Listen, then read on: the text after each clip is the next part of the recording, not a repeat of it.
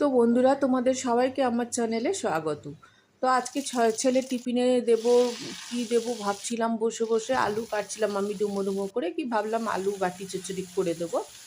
তো রোজ রোজ আলু দেওয়া হয়, ডিম দেওয়া হয়, সেটাও তো ছেলে খেতে আর ভালোবাসছে না আলু, আর আমারও দিতে ভালো লাগছে না আলু আলু আলু।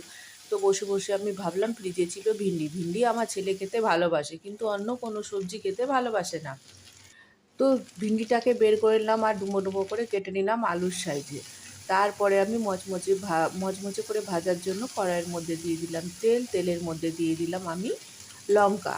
লঙ্কা দিয়েই আমি ভিন্ডিগুলোকে ঢেলে দিলাম। তারপরে দিয়ে দিলাম আমি সেই ডুমো ডুমো বাটি চচ্চড়ি করে রাখা সাইজের আলু, দিয়ে একসঙ্গে আমি লাল করে ভাজতে লাগলাম। ভেজে ওর মধ্যে দিলাম আমি লবণ আর হলুদ, দিয়ে আবারও মচমচে করে ভাজলাম। তো দেখো, হয়ে গেছে খুব সুন্দর ভিন্ডি আলুর ভাজা।